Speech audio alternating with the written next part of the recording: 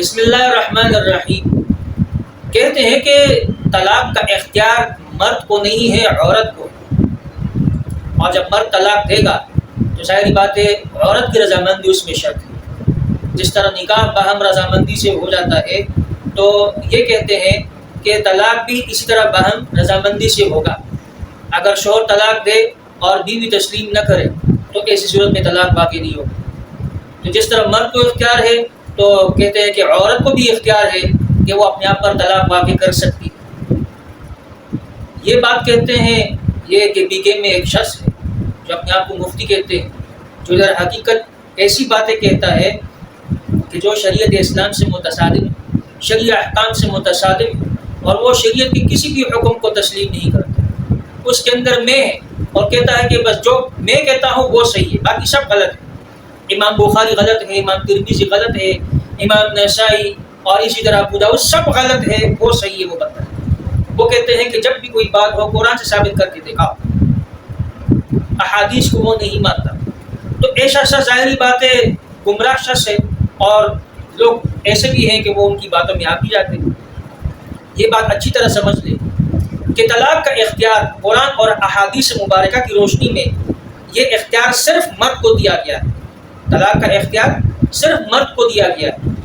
نکاح وہ مرد اور عورت کی رضامندی سے منعقد ہوتا ہے، لیکن طلاق کا جو معاملہ ہے وہ جس سے نکاح ختم ہو جاتا ہے اس کا اختیار صرف مرد کو دیا گیا ہے۔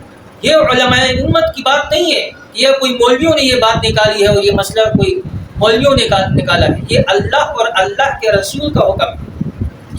مصنف عبدالرزاق میں روایت ہے جو نبی اکرم صلی اللہ علیہ وسلم سے مروی ہے، اس میں فرمایا گیا ہے الطلاق بالرجال والعدۃ بالنساء۔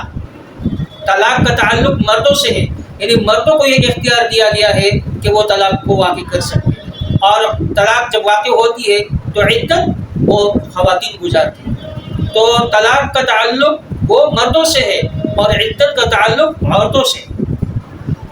تو یہ جو معاملہ ہے، یہ جو حکم ہے، یہ اللہ اور اللہ کے رسول کا ہے، یہ علماء کرام کا نہیں ہے، مولویوں کا نہیں ہے۔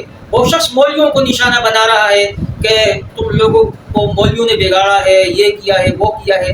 ارے بھائی، یہ مولویوں نے اختیار نہیں دیا، یہ تو اللہ اور اللہ کے رسول نے اختیار دیا، اور اس میں بڑی حکمت ہے۔ اللہ کے اور اللہ کے رسول کے احکامات میں بڑی حکمت ہے۔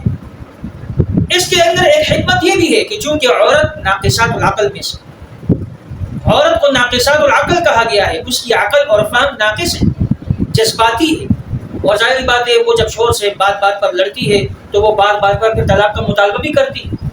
اب اگر اس کو طلاق کا اختیار دے دیا جائے تو وہ تو ہر بات پہ جناب وہ پھر اپنے آپ پر طلاق واقع کرتی ہے اور شوہر بیچارہ راستے میں بیٹھتا۔ تو اگر عورتوں کو یہ حق دیا جاتا، یہ اختیار دیا جاتا، تو دنیا کے سارے مرد جو ہے وہ روڈ پر بیٹھتے۔ تو طلاق کا جو اختیار ہے وہ اللہ اور اللہ کے رسول نے مرد کو دیا، عورت کو نہیں۔ ہاں، بعض صورتیں ایسی ہے کہ اگر شوہر نے جیسے کہ اگر شوہر نے اپنی بیوی کو اختیار دے دیا کہ تمہیں طلاق کا اختیار ہے، اپنے آپ پر جب بھی طلاق واقع کر سکتی ہو واقع کرو، تو پھر ظاہری بات ہے جب اس نے اختیار دے دیا تو اب وہ اگر اپنے آپ پر طلاق واقع کر لے تو وہ واقع ہو جائے۔ اسی طرح خلا ہے، تو خلا ایک ایسی چیز ہے کہ وہ جانبین سے جو نا وہ ہو جاتا ہے، یک طرفہ خلا نہیں ہوتا۔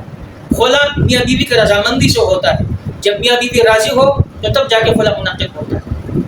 لیکن ویسے مطلق اختیار جو ہے وہ مرد کو دیا گیا ہے کہ طلاق جو واقع کرے گا وہ مرد کرے گا، عورت اپنے آپ پر طلاق واقع نہیں کر سکتی۔